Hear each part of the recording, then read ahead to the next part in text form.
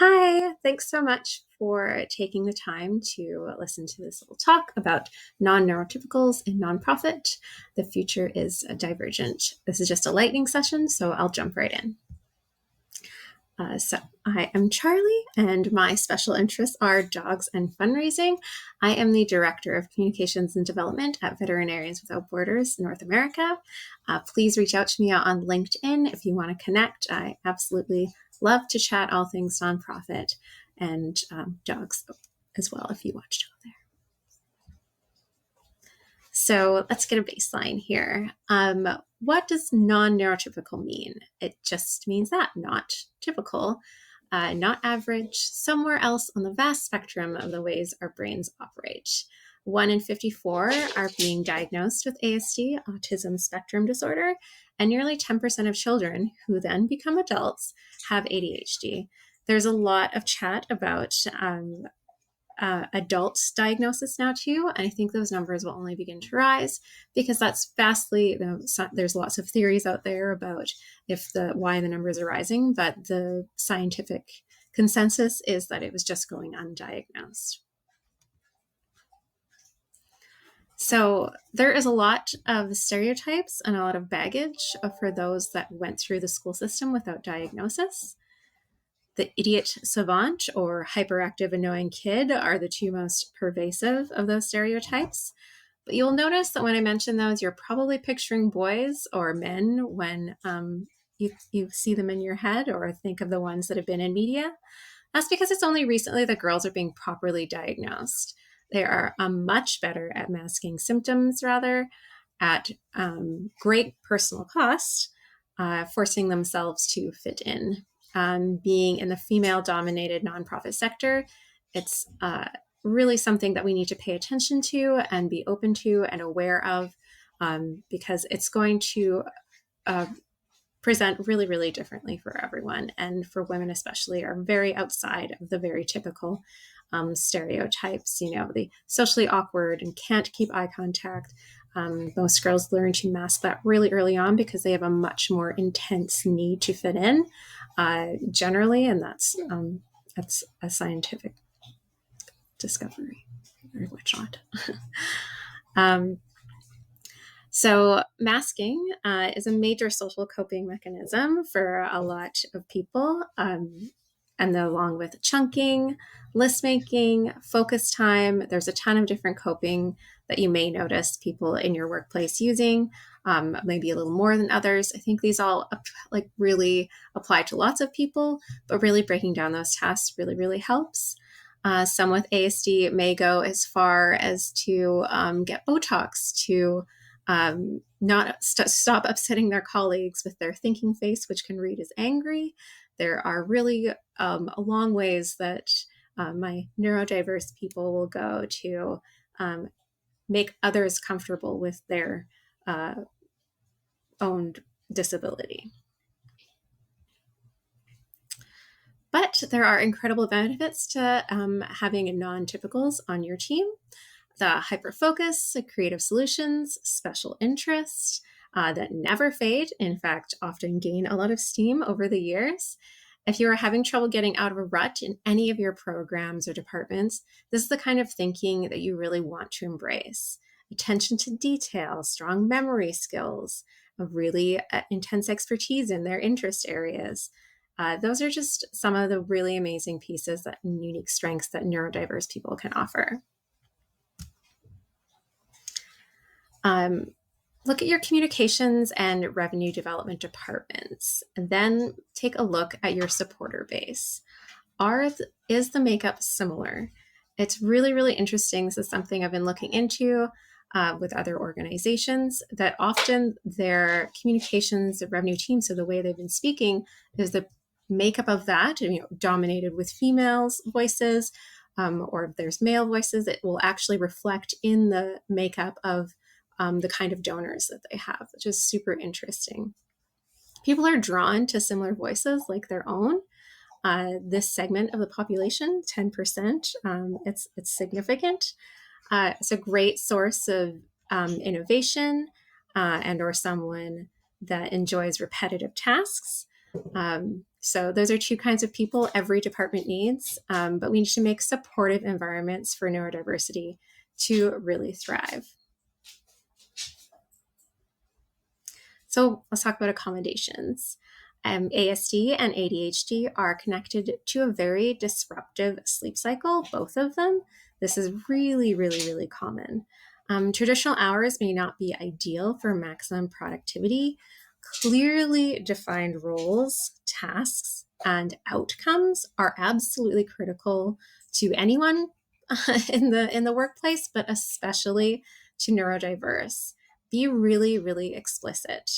Asana, Trello, Outlook calendar, be really proactive in using them and guiding their usage. So when you use them, assigning tasks there, you'll really encourage that. There are a bunch of other really great important accommodations, quiet workspaces, or, it's kind of that looking for that Goldilocks space for people. Everyone's so different, where you want that quiet, but not too quiet, because you want to be stimulated, but not understimulated. And yeah, it's always going to be working, in all workspaces, but that's the really beauty of letting neurodiverse people work from home, is they really know themselves, know better than anyone else, and they can create that space for themselves. Of course, noise canceling headphones are a real game changer for everyone, again, but especially for people that are dealing with sensitivity overload. So written policies, I want to talk about communication strategies. So really communicating from the get-go and being really, really clear and explicit, like we talked about before. With ChatGPT, there is no reason to not have written policies for your organization. These are so helpful for those that need clearly defined everything, from dress code to greetings. What comes as common sense to you isn't really so common for everyone.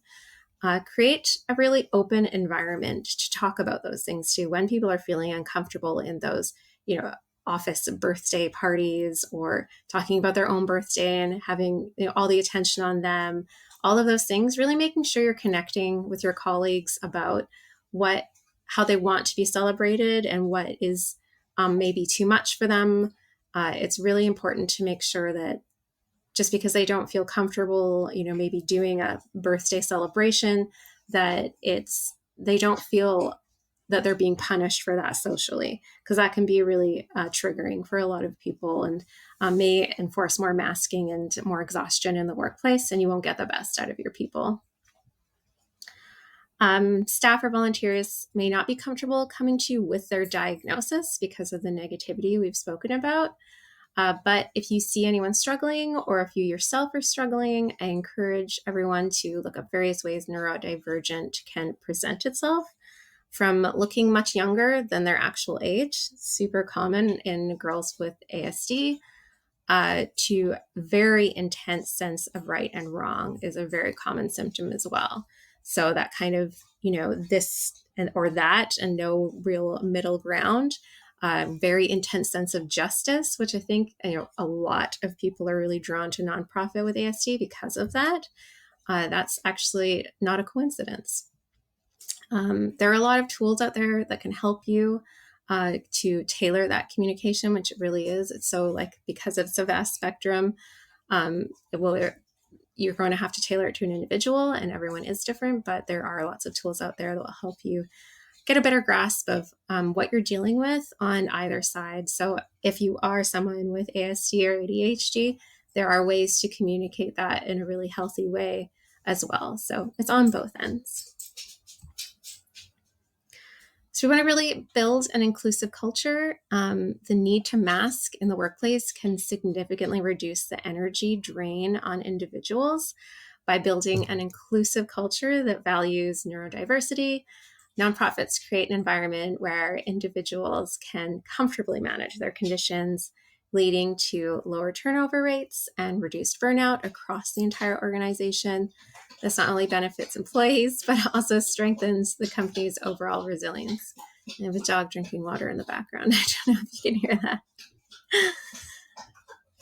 that. So Successes, we are all around. I have been extraordinarily lucky to have leadership that has accommodated my needs, and I have massively grown portfolios as a result. I feel really lucky to have that, and I have really close colleagues. Again, it's not an accident that you might find a lot of women with ASD and nonprofit that lie on the spectrum, and their attention to detail and ability to pivot when it's critical is really, really impressive. That was something a few of us really took to in the pandemic. We were a lot quicker to be like, okay, we need to adapt and change because it's something that we have to do every time we walk into a room. It's really a lot of assessment goes on how to mirror people and all of those things. So instant kind of adaptability can be really a part of how it can present. I'm sure you know people, whether they have disclosed to you or not, or whether they've been diagnosed or not. A lot of people will go through their whole life with no diagnosis and no additional tools, which is really unfortunate, but it's becoming more and more often that people will get diagnosed and their doctor will, and they won't see the negativity, they'll see the benefits it can offer to have the tools to make everything so much easier. Lastly, I just wanted to have a list of resources available. You can take a screenshot of this or ask for this presentation. I can send it to you through LinkedIn, really happy to. And I just want to really, really thank you for taking the time to think about this diversity in your workplace and accommodating people with different neuro needs. And thank you so much. And I hope you enjoy the rest of the conference.